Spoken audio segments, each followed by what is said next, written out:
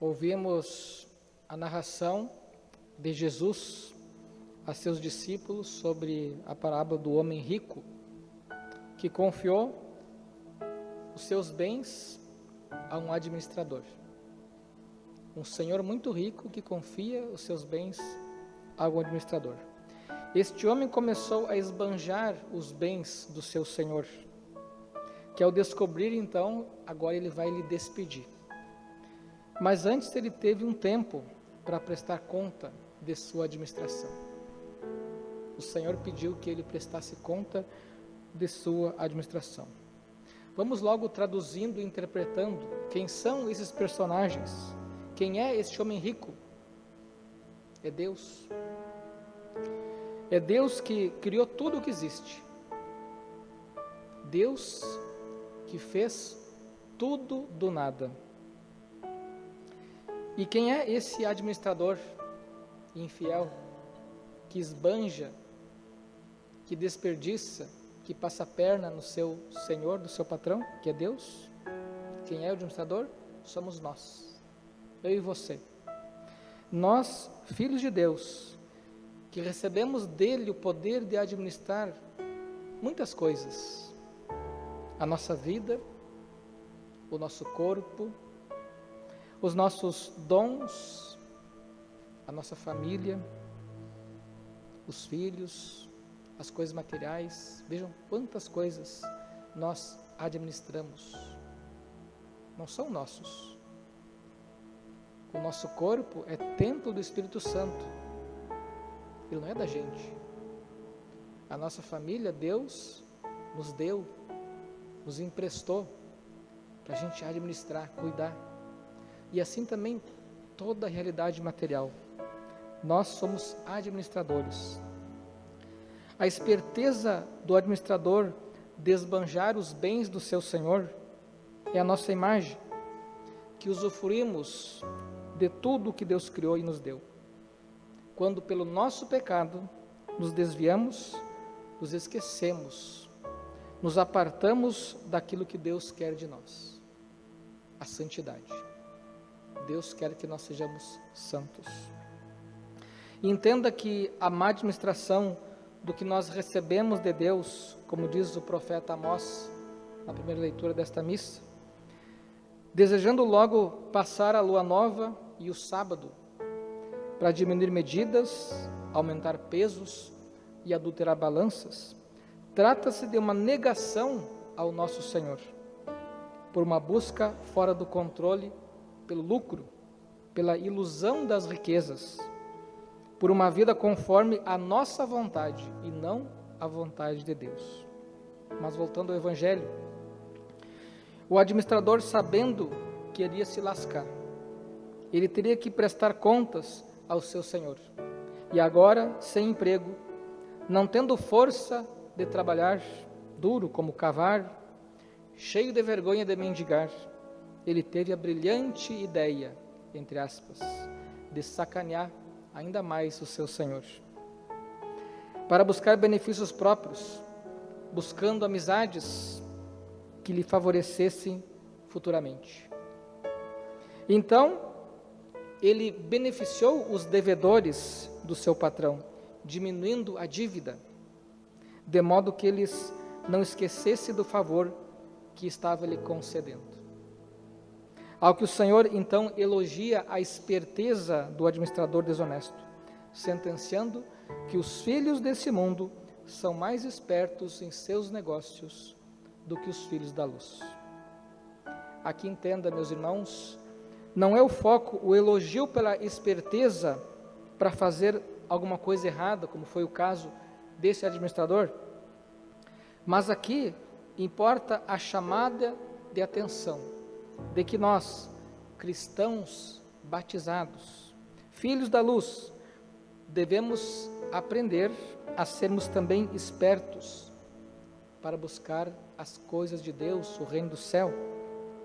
Quando sentimos que estamos indo para um caminho errado, voltemos.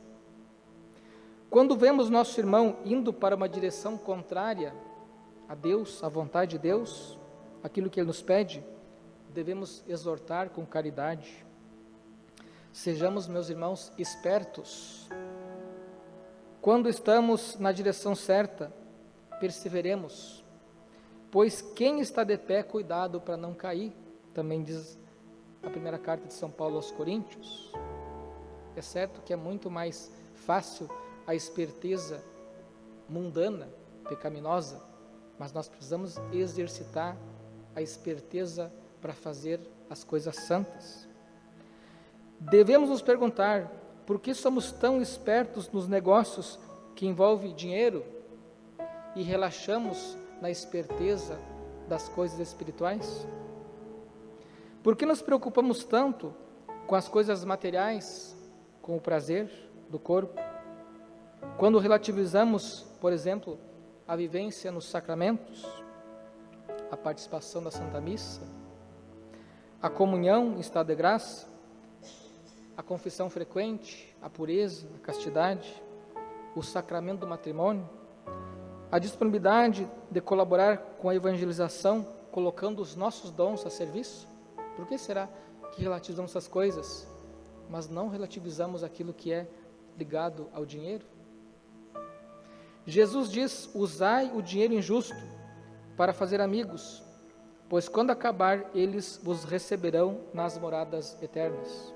Dinheiro injusto aqui, entendemos, é todo tipo de dinheiro, seja o que se ganha honestamente ou desonestamente.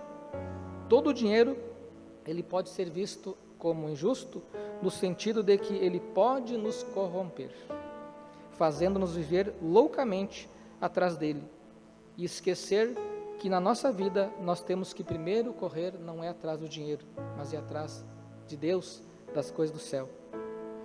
Usar o dinheiro injusto para fazer amigos significa colocar à disposição os recursos que nós recebemos, como dinheiro, para fazer santas amizades, que nos ajudem a nos conduzir a Deus, sendo que no céu encontraremos os bons amigos que fizemos nessa vida, em vista de nossa salvação. O Senhor ainda diz que quem é fiel nas pequenas coisas, também é fiel nas grandes.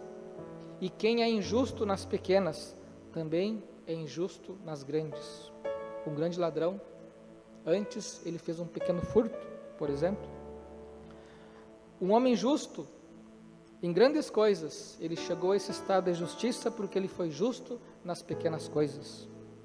Comecemos então a sermos fiéis a Deus nas pequenas coisas. Cuidado para não relativizar pequenas coisas, porque isso pode desencadear em pecados muito graves.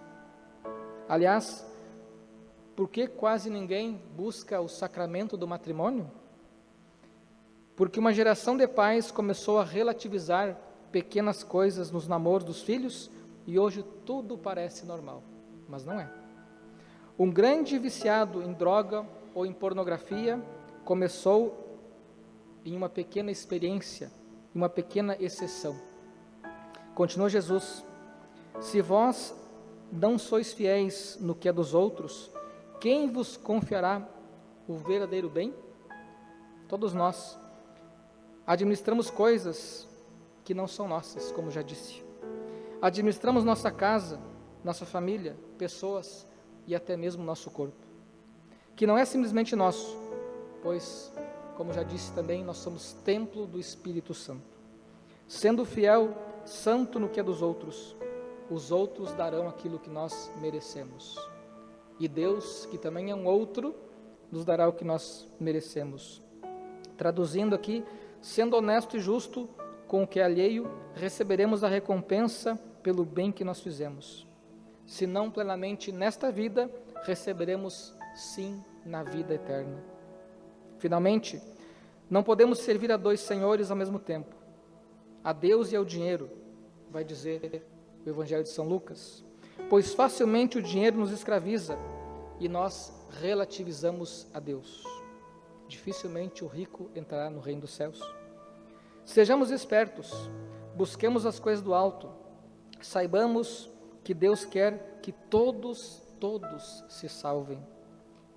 Deus é ciumento e não quer perder nenhum de nós. Para alcançar a salvação é preciso nós sermos vigilantes, atentos, espertos. Uma santa esperteza.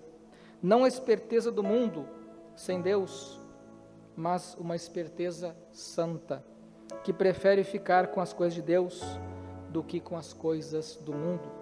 Saibamos que o inimigo ronda como leão, querendo nos devorar, diz a carta a São Pedro. E ele quer nos tirar do reto caminho, então nós precisamos ser espertos. E se a sua vida terminasse hoje, ou amanhã, você está preparado? Então hoje é o dia de nós buscar a salvação, a santidade, nos reconciliar com Deus, fazer aquilo que Ele nos pede, aquilo que agrada a Ele, e não querer que Deus nos agrade em primeiro lugar. Deus quer sim nos agradar, Ele quer te agradar, Ele quer te dar o céu, mas para chegar lá a gente tem que fazer alguns sacrifícios hoje. Sejamos espertos, com a santa esperteza dos santos. Louvado seja nosso Senhor Jesus Cristo.